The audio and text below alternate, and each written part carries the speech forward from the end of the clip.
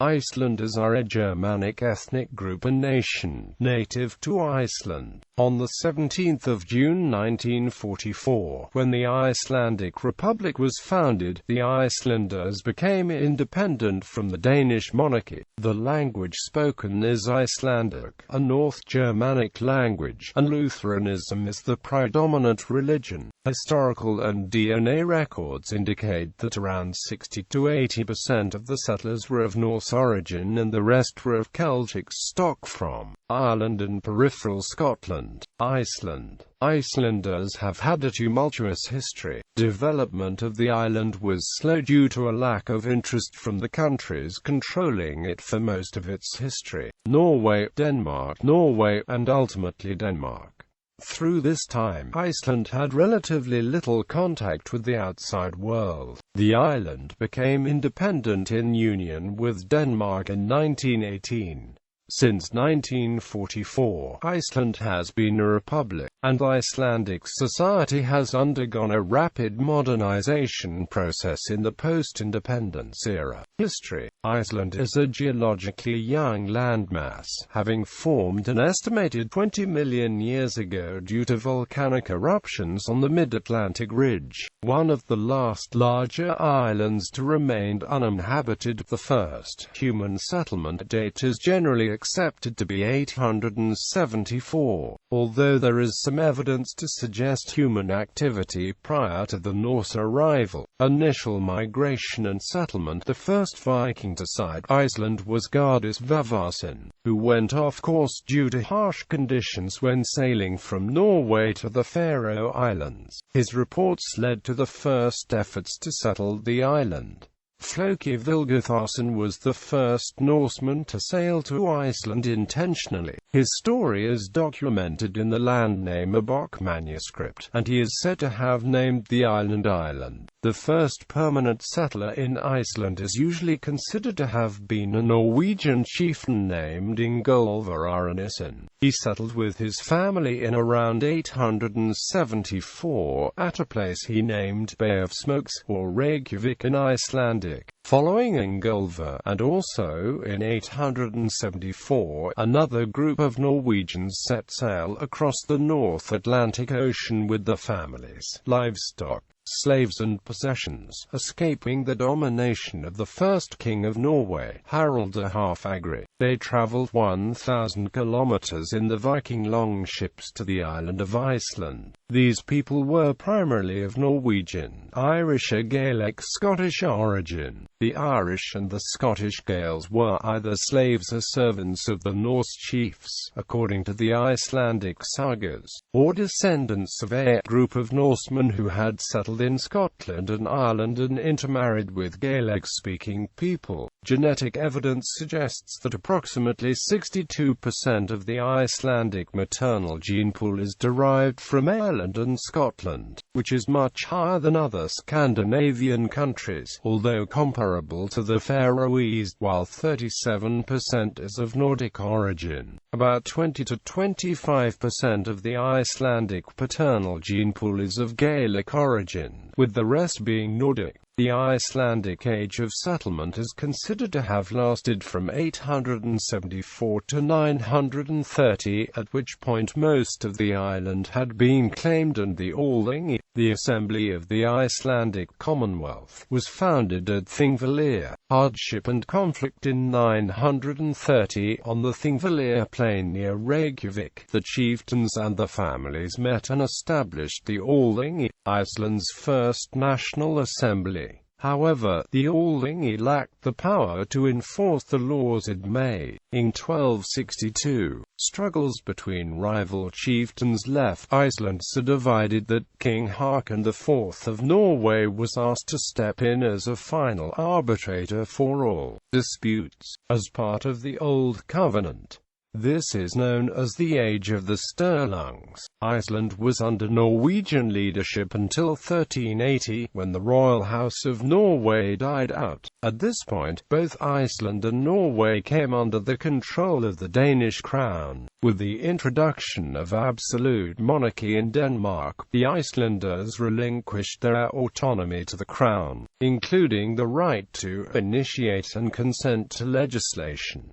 This meant a loss of independence for Iceland, which led to nearly 300 years of decline, perhaps largely because Denmark and its crown did not consider Iceland to be a colony to be supported and assisted. In particular, the lack of help in defense led to constant raids by marauding pirates along the Icelandic coasts. Unlike Norway, Denmark did not need Iceland's fish and homespun wool. This created a dramatic deficit in Iceland's trade, and no new ships were built as a result. In 1602, Iceland was forbidden to trade with other countries by order of the Danish government, and in the 18th century climatic conditions had reached an all-time low since settlement. In 1783–84, Laki, a volcanic fissure in the south of the island, erupted. The eruption produced about 15 cubic kilometers of basalt lava, and the total volume of tephra emitted was 0.91 cubic kilometers. The aerosols built up caused a cooling effect in the northern hemisphere. The consequences for Iceland were catastrophic, with approximately 25 to 33% of the population dying in the famine of 1783 and 1784. Around 80% of sheep, 50% of cattle, and 50% of horses died of fluorosis from the 8 million tons of fluorine that were released. This disaster is known as the Mist hardship. In 1798–99, the Alþingi was discontinued for several decades, eventually being restored in 1844. It was moved to Reykjavik, the capital, after being held at Thingvellir for over 9 centuries. Independence and prosperity. The 19th century brought significant improvement in the Icelanders' situation. A protest movement was led by John Sigurðsson, a statesman, historian, and authority on Icelandic literature. Inspired by the Romantic and nationalist currents from mainland Europe, John protested strongly through political journals and self-publications, for a return to national consciousnesses and for political and social changes to be made to help speed up Iceland's development. In 1854, the Danish government relaxed the trade ban that had been imposed in 1602, and Iceland gradually began to rejoin Western Europe economically and socially. With this return of contact with other peoples came a reawakening of Iceland's arts, especially its literature. 20 years later, in 1874, Iceland was granted a constitution. Icelanders today recognize John's efforts as largely responsible for their economic and social resurgence.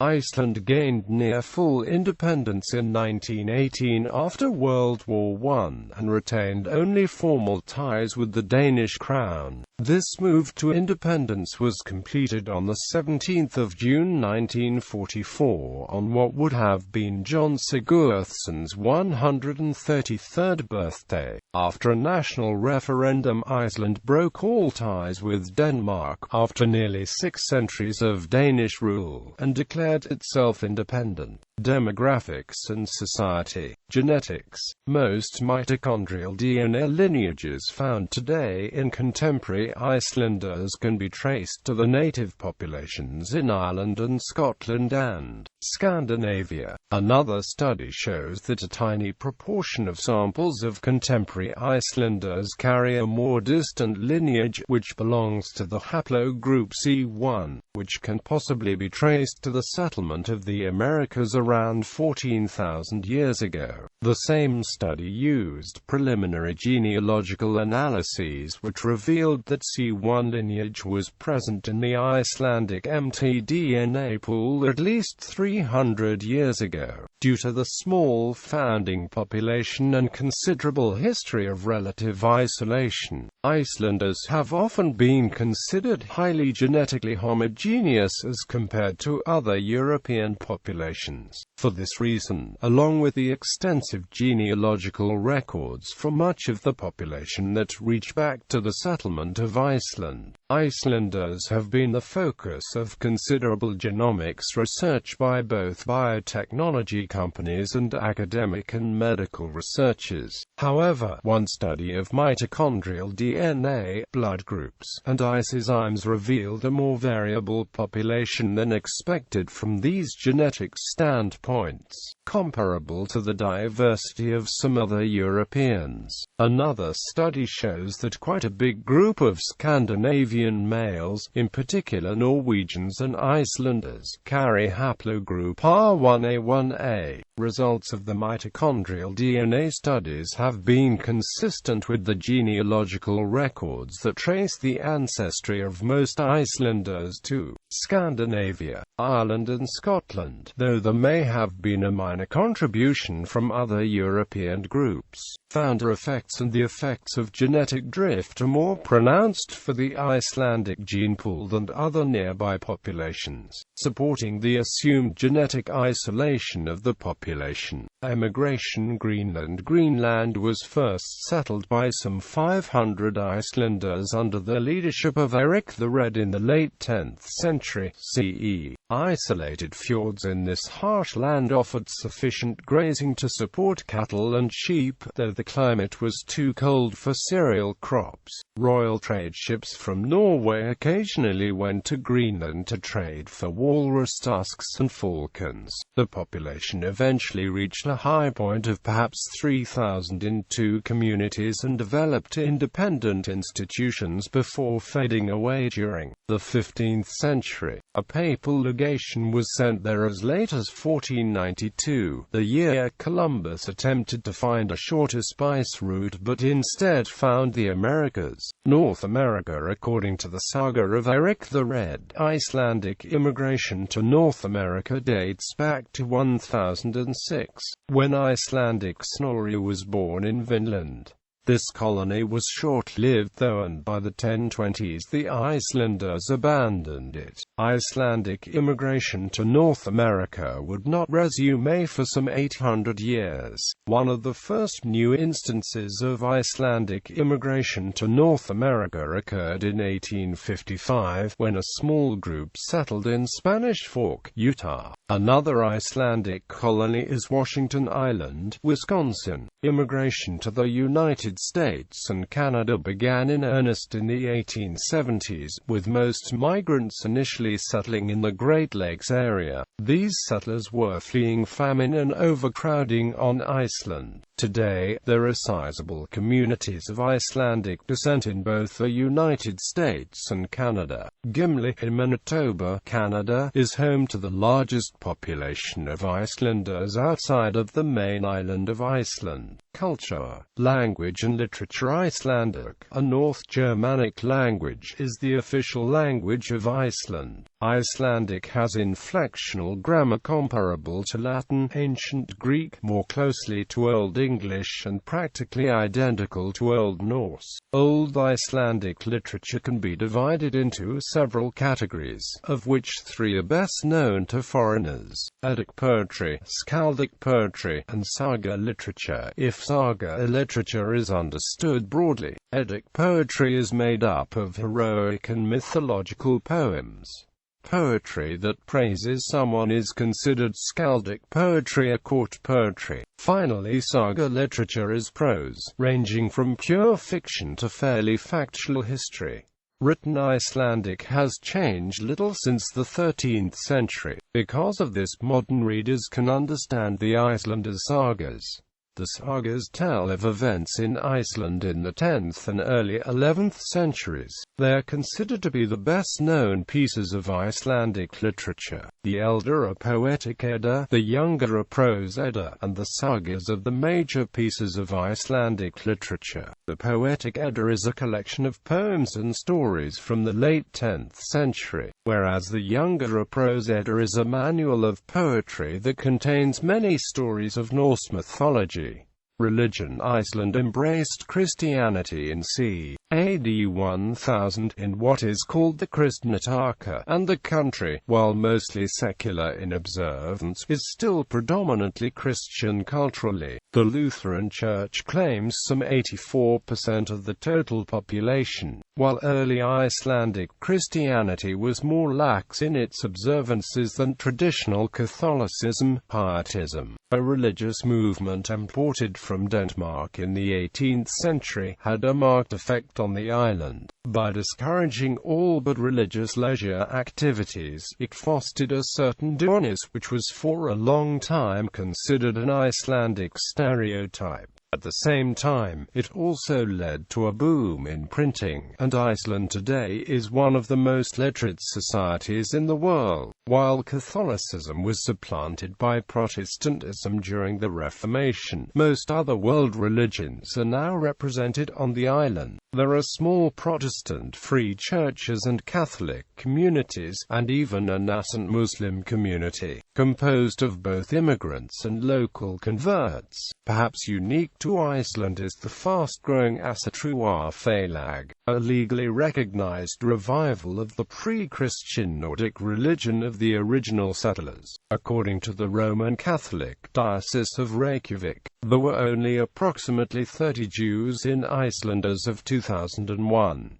The First Lady of Iceland, Dorit Musayef, is an Israeli-born Bukharian Jew. Cuisine. Icelandic cuisine consists mainly of fish, lamb, and dairy. Fish was once the main part of an Icelander's diet but has recently given way to meat such as beef, pork, and poultry. Iceland has many traditional foods called þorramatjur. These foods include smoked and salted lamb, singed sheep heads, dried fish, smoked and pickled salmon, and cured shark. Andra Zimin, a chef who has traveled the world on his show Bizarre Foods with Andra Zimin, responded to the question, "What's the most disgusting thing you've ever eaten?" with the response, "That would have to be the fermented shark fin I had in Iceland." Fermented shark fin is a form of þorramatjur performance art. The earliest indigenous Icelandic music was the rimor, epic tales from the Viking era that were often performed a cappella. Christianity played a major role in the development of Icelandic music, with many hymns being written in the local idiom. Hallgrímur Pétursson, a poet and priest, is noted for writing many of these hymns in the 17th century. The island's relative isolation ensured that the music maintained its regional flavor. It was only in the 19th century that the first pipe organs, prevalent in European religious music, first appeared on the island. Many singers, groups, and forms of music have come from Iceland. Most Icelandic music contains vibrant folk and pop traditions. Some more recent groups and singers are Voss's Thules, the Sugar Cubes, Björk, Sigur Rós, and of Monsters and Men. The national anthem is O Guð Vors Lands, written by Mattias Jochumsson, with music by Sven Björnsson. The song was written in 1874, when Iceland celebrated its 1000th anniversary of settlement on the island. It was originally published with the title A Hymn in commemoration of Iceland's 1,000 years. Sports. Iceland's national football team has yet to participate in the FIFA World Cup. However, they have qualified for the finals of the 2016 European Championship. The first Olympic participation was in the 1912 Summer Olympics. However, they did not participate again until the 1936 Summer Olympics. The first appearance at the Winter Games was at the 1948 Winter Olympics. In 1956, Vilhjálmur Einarsson won the Olympic silver medal for the triple jump. The Icelandic national handball team has enjoyed relative success. The team received a silver medal at the 2008 Olympic Games and a third place at the 2010 European Men's Handball Championship.